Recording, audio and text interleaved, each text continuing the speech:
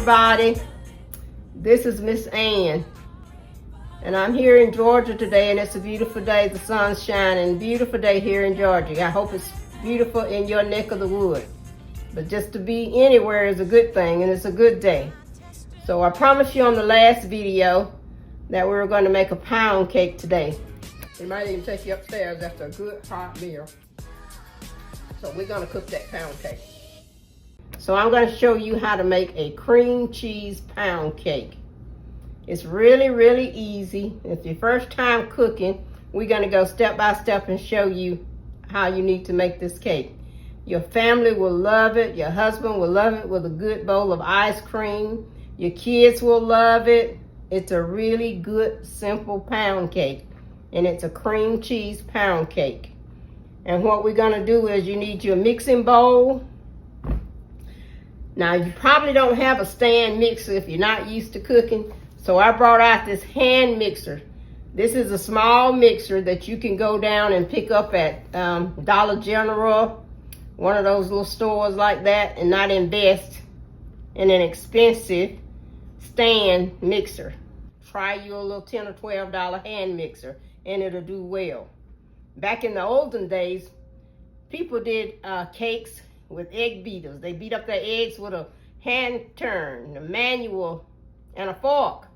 They didn't have a mixer, but they made some really good cakes. We're gonna start out with your cream cheese. And this is Philadelphia cream cheese. This is the cream cheese that I like to use in my cakes. And Philadelphia is a name brand cream cheese. So we're gonna start off with that. Then I'm gonna use margarine for my cake. Some people like only butter, real butter. But you can make a really good cake with just using some margarine. And it's less expensive than your butter. Okay, now we're gonna use 3 sticks of margarine. And just put it into your bowl right here. And you want it at room temperature. So about 30 to 45 minutes prior to cooking your cake, you need to sit it out on your counter and let it come to room temperature. Also your eggs, you want it to be room temperature. That helps your cake to rise up better. And if you forget to put your eggs out, you can always put them in a cup of warm water for about 15 or 20 minutes and they'll warm up. Just kind of turn your bowl around like so you can get it all together there. Okay, now we're going to add our sugar to the mix. And then we're going to do it about 4 times, about 1/4 of it each time. Okay, so we got your sugar in there. And we're going to do this on medium speed. Okay, we're getting it nice and creamy there with your sugar. Okay, now we're going to add a little bit more sugar. You don't want to put it all in there at the same time.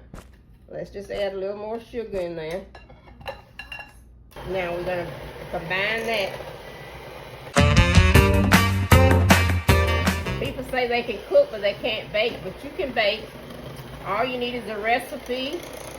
Follow your recipe and anybody can bake. So don't think you can't make a cake because you can. Take your hand mix and just kind of go in a circular motion in one direction with your cake. Stick to one direction. Okay, now we're going to put add the remaining of the sugar to our bowl. I'm going to put this over here in the sink. And then, here we go again. And this is the remainder of our sugar. Circular motion. Okay, now we're going to stop. And we're going to scrape our bowl down. I like this little scraper here. It scrapes really good. So I like to do this. This is a little pie thing you pick up your pie with, but I like to use it to make sure you get everything in your bowl. Turn your bowl around and just scrape it around. So you make sure you got all your sugar and everything, your margarine in there. So now we're gonna give it one more look.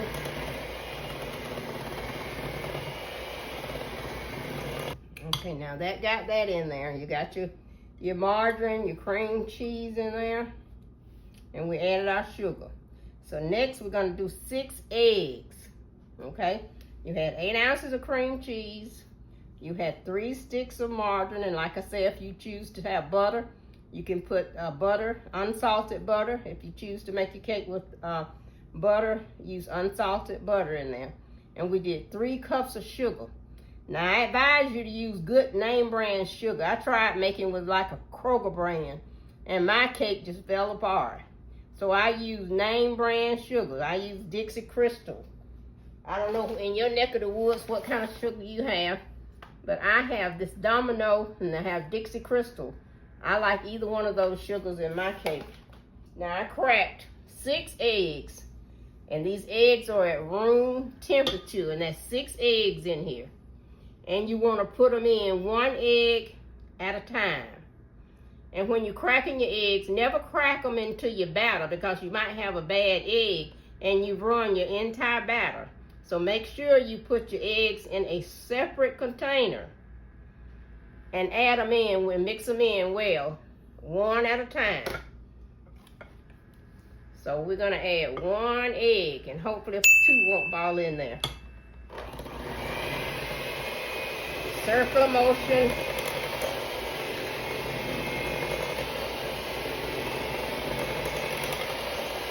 And you mix that until you don't see any more yellow popping up in your batter. Okay, we're gonna go with egg number 2. Here we go with egg number 3. Okay, now we're gonna go now with egg number 4. Now I'm gonna put egg number 5, and we're gonna mix that in. Make sure you blend it in. Okay, now this is the last egg. That's egg number 6.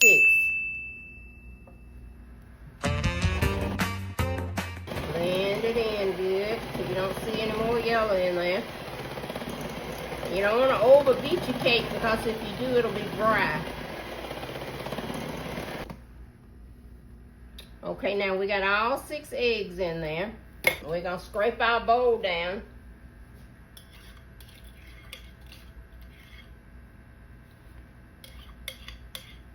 Make sure we got it all scraped down good there. Let's get that off of that, all that goodie off of there. Okay, now, so we got your eggs in there. So next is gonna be our flour. And you always sift your flour. That makes your cake lighter. Some people like to use cake flour, but this is just regular old white lily flour. And again, I would use a name brand flour versus a store brand. It just makes a better cake. And this is 3 cups of plain flour. And so we're gonna add it.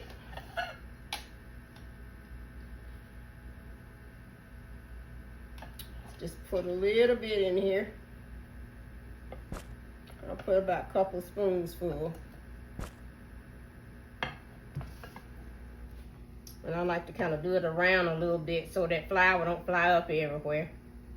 Some people take a spoon and kind of mix it in before they beat it, but I kind of do it a little bit like this, and hopefully that the flour don't fly up everywhere.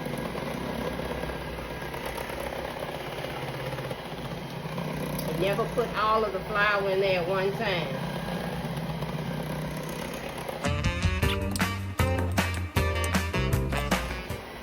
It seems to be all combined in there. So we're gonna put some more flour, in there. Again, this is plain flour. And this is on medium speed. And I've got my stove preheating on 325, and we're gonna bake this cake for 1 hour and 20 minutes.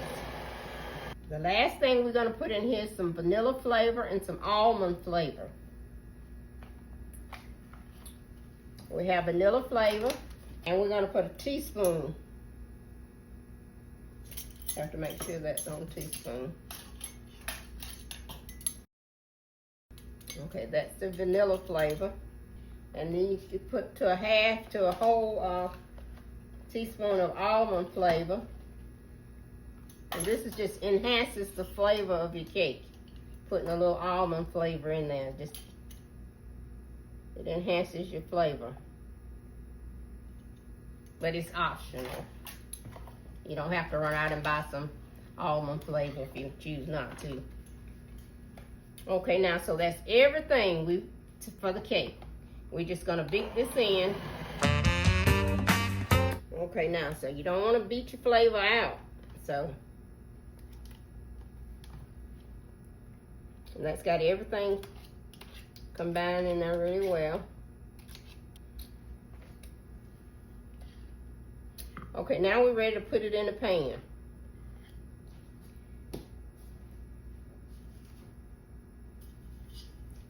And this is a 9 or 10 inch cake pan. This is what we call a tube pan.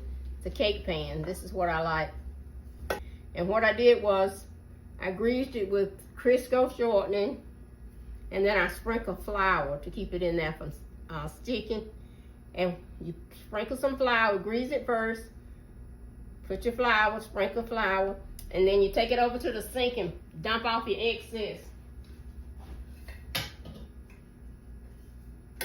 You knock your excess flour off. Now, if you choose not to do that, you can use Baker's Joy. It has your flour and your shortening in it. And you just spray that in your pan. If you choose not to use Crisco, or if you don't have any Baker's Joy, then use whatever you have. Crisco, put your flour in there. And make sure you shake off your excess, because if you don't, you know, it'll kind of sometimes be stuck to your cake. But if you're going to put a frosting on there, it's okay.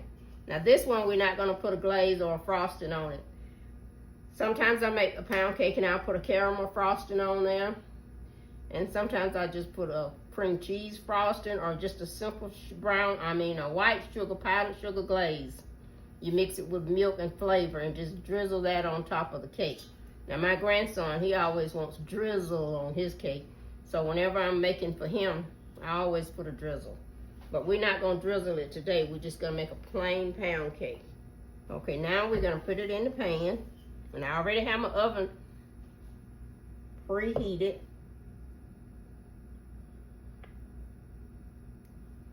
I'm gonna scrape the sides of the bowl so we can get all that goodness in there. When I was a child, my mama used to let us get a spoon and we would eat some batter. She'd always leave us a little bit of batter in the bowl. She had 4 kids. I had 3 brothers, and I was an only girl. So we got a chance. They say now you don't eat raw eggs, but it sure didn't do nothing to us. My mother always let us taste the batter. And sometimes she would get a pan and grease it, and she'd put just a big spoonful of the batter in the pan and cook it in the oven, and then we'd eat that. Okay, now what we're gonna do is shake your pan up like this, and then do it like that, so the cake batter is even in your pan. See how it looks in there? Make sure it's even. And we're gonna put this in the oven on 325 for an hour and 20 minutes. And then I'm gonna come back and show you how it looks when we take it out of the oven. Okay, our cake is ready, an hour and 20 minutes. We're gonna bring it out this oven and see what it looks like.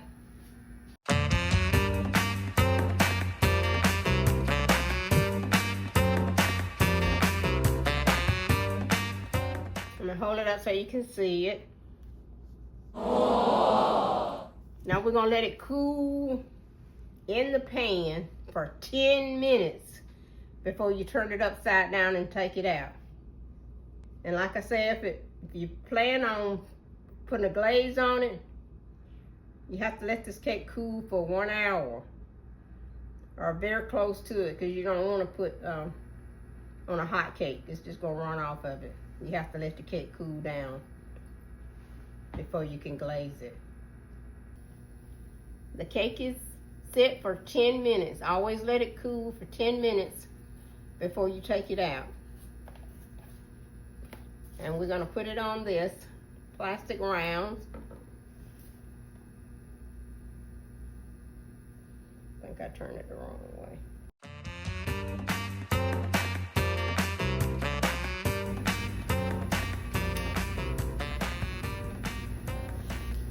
Well, bam! There's your cake.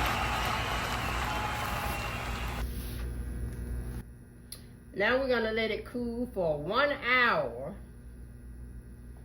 before you slice it. It kind of stuck a little bit, so next time I'll use that Baker's Joy. It works better.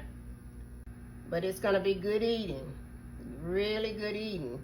Get you a cup of ice cream, put your scoop of ice cream on there. Serve that to your family, to your husband, to your man, and anybody. They will enjoy this cream cheese pound cake.